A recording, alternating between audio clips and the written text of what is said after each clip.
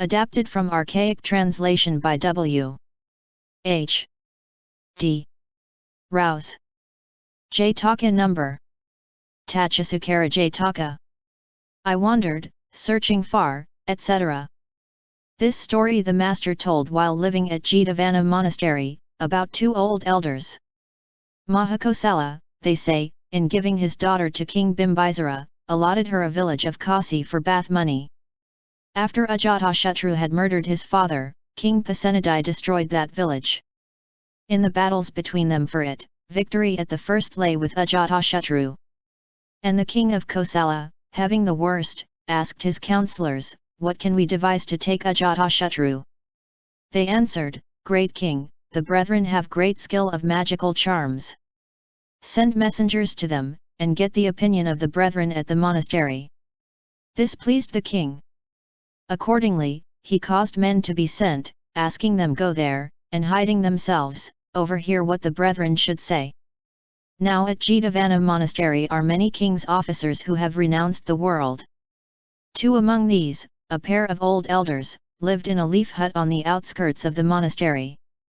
The name of one of them was Elder Monk Dhanagahātissa, of the other the Elder Monk Mantidutta. These had slept all the night through, and awoke at peep of day. The Elder Monk Dhanagahātissa said, as he kindled the fire, "Elder Monk Dutta, sir." "Well, sir? Are you asleep?" "No, I am not asleep." "What's to do now?" "A born fool that king of Kosala is. All he knows is how to eat a mess of food." "What do you mean, sir?" "He lets himself be beaten by Ajatashatru, who is no better than a worm in his own belly." "What should he do, then?"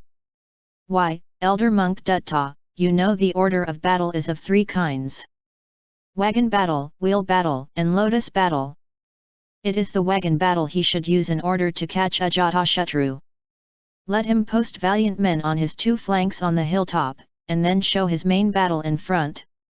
Once he gets in between, out with a shout and a leap, and they have him like a fish in a lobster pot. That is the way to catch him." Now all this the messengers heard, and then went back and told the king. He immediately set out with a great army, and took Ajatashatru prisoner, and bound him in chains. After punishing him thus for some days, he released him, advising him not to do it again, and by way of consolation gave him his own daughter, the Princess Vihira, in marriage, and finally dismissed him with great pomp. There was much gossip about it among the brethren indoors. Ajatashatru was caught by the king of Kosala, through following the directions of Elder Monk Dhanagahātissa. They talked of the same in the Hall of Truth, and the master entering, asked them what the talk was. They told him. Then he said, "This is not the first time, brethren, that Dhanagahātissa has shown himself expert in strategy." And he told them a story of the past. Once upon a time, a carpenter, who lived in a village hard by the city gate of Benares, went into the forest to cut wood. He found a young boar fallen into a pit, which he brought home and reared, naming him Carpenter's Boar. The boar became his servant. Trees he turned over with his snout, and brought to him. He hitched the measuring line around his tusk and pulled it along, fetched and carried axe, chisel, and hammer in his teeth. When he grew up, he was a monstrous burly beast. The carpenter, who loved him as his own son, and feared otherwise someone might do him a mischief there, let him go free in the forest. The boar thought, "I cannot live alone by myself in this forest. What if I search out my family, and live in their midst?" So he searched all through that lot of trees for boars, until seeing a herd of them, he was glad, and recited 3 stanzas. "I wandered, searching far and wide the woods and hills around. I wandered, searching for my kin. And lo, my familiar found. Here are abundant roots and fruits, with plentiful store of food. What lovely hills and pleasant rills! To dwell here will be good. Here will I dwell with all my family, not anxious, at my ease, having no trouble, fearing nothing from any enemies." The boars on hearing this verse responded with the 4th stanza. "A enemy is here. Some other where take refuge, go o'er ways. Ever the choicest of the herd, O carpenter, he kills. Who is that enemy? Come tell me true, my family, so well met, who is it that destroys you? Though he has not quite destroyed you yet. A king of beasts. Striped up and down he is, with teeth to bite. Ever the choicest of the herd he kills a beast of might. And have our bodies lost their strength? Have we no tusks to show? We shall overcome him if we work together. Only so. Sweet words to hear, O carpenter, of which my heart is glad. Let no boar flee. Or he shall be after the battle killed. Carpenters born now having made them all of one mind asked, at what time will the tiger come? Today he came early in the morning and took one, tomorrow he will come early in the morning. The boar was skilled in warfare, and knew the place of advantage to take, so that victory might be won. He searched about for a place, and made them take food while it was yet night. Then very early in the morning, he explained to them how the order of battle is of 3 kinds, the wagon battle, and so on. After which he arranged the lotus battle in this manner. In the midst he placed the sucking pigs. And around them their mothers, next to these the barren sows, next a circle of young porkers, next the young ones with tusks just in budding, next the big tuskers, and the old boars outside all. Then he placed smaller squads of 10, 20, 30 apiece here and there. He made them dig a pit for himself, and for the tiger to fall into a hole of the shape of a winnowing basket. Between the 2 holes was left a spit of ground for himself to stand on.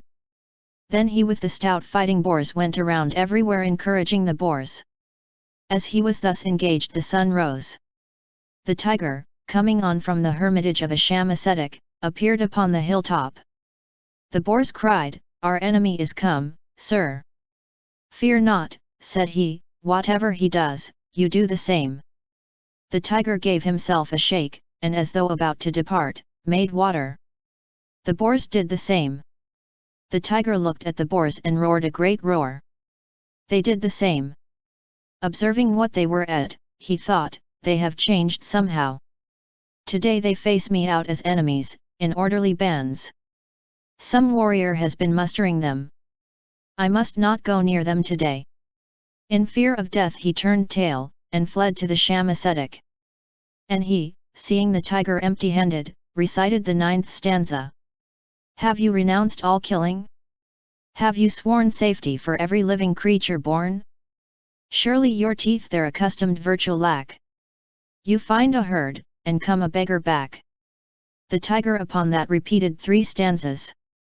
My teeth no longer bite, my strength exhausted quite. Brother by brother all together stood. Therefore I wander lonely in the wood. Once they would hurry-scurry all about to find their holes, a panic-stricken withdrawal. But now they grunt in tight ranks compact. Invincible, they stand and face me out. They all agree together now, a leader they have got. When all agree they may hurt me. Therefore I want them not. To this the sham ascetic replied with the following stanza. Alone the hawk subdues the birds, alone the titans are by Indra overthrown. And when a herd of beasts the mighty tiger sees, ever the best he picks, and kills them at his ease. Then the tiger recited 1. No hawk, no tiger lord of beasts, not Indra can command a similar assemblage that tiger-like combine to make a stand. Because of that the sham ascetic, to egg him on, recited 2 stanzas. The little tiny feathered bird in flocks and coveys fly, in heaps together up they rise, together skim the sky.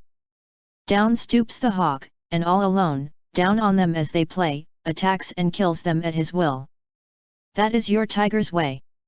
This said, he further encouraged him. Royal tiger, you know not your own power. 1 roar only, and a spring there will not be 2 of them left together, I dare swear. The tiger did so. To explain this, the master said a stanza. Then he with cruel greedy eye, deeming these words were true, took heart, and with his fangs all bare leaped on the tusked crew. Well, the tiger went back and stood there for some time on the hill. The boars told Carpenter's boar that he was come again. Fear not, said he, comforting them, and then took his stand upon the ridge between the two pits. The tiger with all speed sprang towards the boar, but the boar rolled tail over snout in the first hole. The tiger could not check his onset, and fell all of a heap into the pit shaped like to a winnowing fan. Up jumped the boar in a little time, buried his tusks in the tiger's thigh, pierced him to the heart, devoured the flesh, bit at him, bundled him over into the further pit, crying, "There, take the varlet." They who came first got one chance apiece of nozzling a mouthful, those who came later went about asking, "How does tiger's meat taste?" Carpenter's boar came out of the pit, and, looking round upon the others, said, "Well, don't you like it?" But they answered, "My lord, you have done for the tiger, and that's one. But there is another left worse than 10 tigers." "Who is that, I pray, tell?" "A sham ascetic, who eats the meat which the tiger brings him from time to time." "Come along then, and we will catch him." So they quickly sprang off together. Now the sham ascetic was watching the road, and expecting the tiger to come every minute. And what should he see coming but the boars? "They have killed the tiger, I think, and now they are come to kill me." Away he ran, and climbed up a wild fig tree. "He has climbed a tree?" said the boars to their leader. "What tree?" "A fig tree." "All right, we shall have him directly." He made the young boars grub away the earth from its roots, and the sows bring each as much water as their mouths would hold, till there the tree stood upright bare down to the roots. Then he sent the others out of the way, and, going down on his knees, struck at the roots with his tusk. Clean through the root he cut, as with an axe, down came the tree, but the man never got as far as the ground. He was torn to pieces and eaten on the way. Observing this marvel, the tree spirit recited a stanza. "United friends, like forest trees it is a pleasant sight." The boars united, at one charge the tiger killed outright. And the master recited another stanza, how that both of them were destroyed. The Brahmin and the tiger both thus did the boars destroy, and roared a loud and echoing roar in their exceeding joy.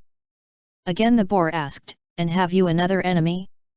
"No, my lord," they replied. Then they proposed to give him for their king. Water was fetched. Seeing the shell which the sham ascetic used for his drinking, which was a precious conch with the spiral turned rightwise, they filled it with water, and appointing Carpenter's boar there on the root of the fig tree, there the water of blessing was poured upon him. A young sow they made his wife. Hence arose the custom which still prevails, that in appointing a king they seat him upon a chair of fig wood, and sprinkle him from a conch with spirals that run to the right. This also the master explained by reciting the last stanza. The boars beneath the wild fig tree the holy water poured, upon the carpenter, and cried, "You are our king and lord." When he had ended this discourse, the master said, "No, brethren, this is not the first time that Nikàya has shown himself clever in strategy, but he was the same before." With these words, he identified the birth. At that time Devdutta was the sham ascetic, Nikàya carpenter's boar, and I myself was the tree fairy.